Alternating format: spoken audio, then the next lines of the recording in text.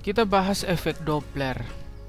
Di dalam kehidupan sehari-hari tentu kalian pernah mengalami bahwa saat sebuah ambulans bergerak mendekati kalian, maka sirine dari ambulans itu akan terdengar semakin besar, semakin besar. Oke. Nah, begitu juga saat kalian sedang berada pada posisi di mana ambulans itu bergerak menjauhi kalian, maka terdengar bahwa sirine yang dipancarkan oleh ambulans ini terdengar semakin kecil, semakin kecil. Nah, ini merupakan sebuah efek yang dikenal dalam fisika merupakan efek Doppler. Nah, efek Doppler ini merupakan gejala perubahan kenyaringan bunyi. Jadi di dalam efek Doppler ini kita akan dapat menghitung besarnya frekuensi yang didengar oleh pendengar atau besarnya frekuensi yang dipancarkan oleh sumber bunyi jika pendengar dan sumber bunyi ini bergerak relatif, baik itu menjauh atau saling mendekat dan seterusnya. Mari kita lihat sama-sama. Nah, efek Doppler merupakan perubahan frekuensi gelombang karena gerak relatif antara sumber dan pengamat. Ada gerak. Nah, hubungan antara frekuensi yang didengar ada Fp berarti frekuensi yang didengar, dan frekuensi sumber bunyi Fs, ada S di sini sumber bunyi. Ini dinyatakan dengan persamaan ini, di mana Fp sama dengan V ada plus minus tambah atau kurang Vp dibagi V plus minus dari Vs. Jadi yang didengar di atas, sumbernya di bawah. Pendengar di atas, sumbernya di bawah. Oke? Dikali dengan frekuensi sumber. Oke? Atau persamaan ini pun dapat dibalik dengan operasi matematika biasa. Nah, keterangannya adalah Fp ini adalah frekuensi yang didengar. Oke? Frekuensi yang didengar berarti dialami oleh pendengar. Sedangkan Fs ini adalah frekuensi dari sumber bunyi. Jadi contohnya tadi berarti frekuensi yang dihasilkan oleh sirine dari ambulans tadi. Kemudian ada Vp. Vp adalah kecepatan gerak pendengar.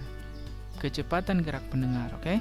Kemudian ada Vs adalah kecepatan gerak sumber bunyi, baik itu menjauh atau mendekat. Nah, kemudian yang terakhir kalau V saja itu adalah kecepatan gelombang bunyi di udara. Oke. Nah, sekarang ada beberapa kejadian yang harus kita tinjau kasusnya. Yang pertama, jika pendengar bergerak mendekati sumber, berarti pendengar ini bergerak mendekati sumber, berarti Vp-nya harus diberi tanda positif. Ini ada tanda positif di sini. Vp yang mana? Yang di atas. Berarti negatifnya kita tidak pakai, yang kita pakai adalah positif untuk pendengarnya. Karena pendengar mendekati sumber bunyi. Kenapa positif? Karena secara logika kalau pendengar mendekati sumber bunyi, maka pasti frekuensi yang didengar semakin besar. Supaya semakin besar frekuensi, di bagian atas ini nilainya harus semakin besar, jadi ditambah. Oke. Kemudian kejadian yang kedua, jika pendengar bergerak menjauhi sumber, berarti pendengar bergerak menjauhi sumber, berarti frekuensi yang didengar itu pasti semakin kecil.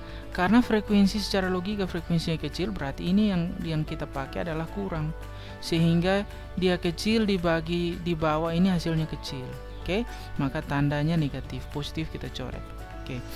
Nah, keadaan ketiga adalah jika sumber bergerak mendekati pendengar, berarti sumber ini bergerak mendekati pendengar, maka Vs-nya kita beri tanda negatif. Vs yang mana? Yang di bawah. Vs ini kita beri tanda negatif, ya. Kenapa harus negatif? Perhatikan, karena sumber bergerak mendekat, pasti frekuensi yang didengar semakin besar. Karena frekuensi semakin besar, supaya semakin besar, maka di bawah per ini nilainya harus semakin kecil, ya kan? Secara matematis kan begitu.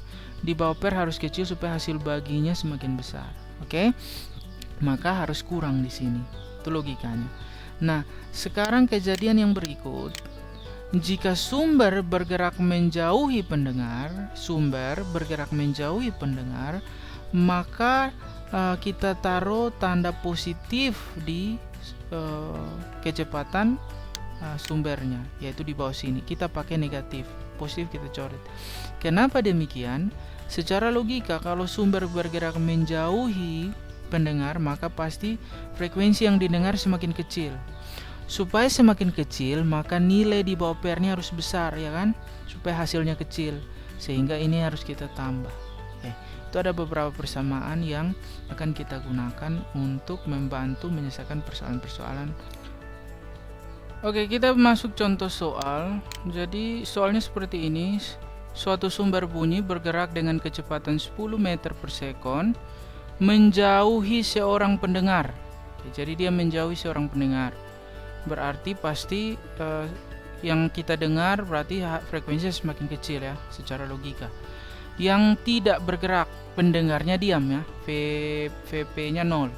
Jika frekuensi bunyi, sumber bunyi adalah 400 Hz, dan laju rambat bunyi di udara, ini sebuah konstanta, laju rambat bunyi di udara di mana-mana selalu sama, yaitu 390 meter per sekon, maka frekuensi gelombang bunyi yang terdengar adalah titik-titik-titik. Coba kita sama-sama buat diketahui. Yang pertama, kecepatan sumber itu adalah 10 meter per sekon bergerak menjauhi, ini menjauhi. Kemudian kecepatan pendengar adalah 0 karena pendengar diam. Yang berikut, frekuensi sumber adalah 400, frekuensi bunyi yang dihasilkan sumber adalah 400 Hz.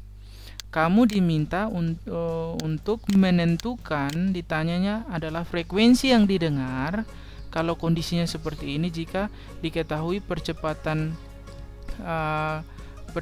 bunyi di udara adalah 390 meter per sekon. Nah, keadaannya seperti ini. Keadaannya adalah pendengarnya diam, berarti mau plus minus sama saja, ya. Yang bergerak di sini adalah sumber, di mana sumber bergerak menjauhi, berarti di sumber harus positif. Berarti di persamaan FP sama dengan V di plus minus VP, berarti ini harus ini mau positif negatif sama saja karena VP-nya 0. VP-nya 0. Ya, ini VP-nya 0. Kemudian untuk sumbernya, karena dia menjauhi maka ini harus positif, ya. Jadi persamaan yang kita akan gunakan adalah seperti ini. Ini mau positif negatif sama saja karena nilainya ini 0, nanti hasilnya jumlah kurang sama saja. Sedangkan yang di bawah ini yang penting, karena dia menjauhi maka harus positif. Logikanya adalah kalau dia menjauhi maka frekuensi yang didengar semakin kecil. Supaya nilai frekuensinya semakin kecil, maka dia punya pembilang ini harus semakin besar, jadi ditambah di sini, ya. Coba kita lihat. Nah, persamaan yang kita gunakan adalah ini, tinggal kita masukkan nilainya. 390 mau tambah atau kurang 0 hasilnya sama, toh. Dibagi dengan 390 kecepatan bunyi di udara tambah 10, tadi tambah nih. Dikali dengan frekuensi sumber yaitu 400 Hz. Maka hasilnya adalah 390 bagi 400 kali 400. Karena 390 tambah 10 400, ya kan? 400 dan 400 bisa kita coret. Maka sisanya adalah ternyata frekuensi yang didengar adalah 390 Hz. Semakin kecil karena tadi frekuensi awalnya 400. Karena apa? Karena sumber bunyi ini sedang bergerak menjauhi pendengar. Nah, demikian contoh soal.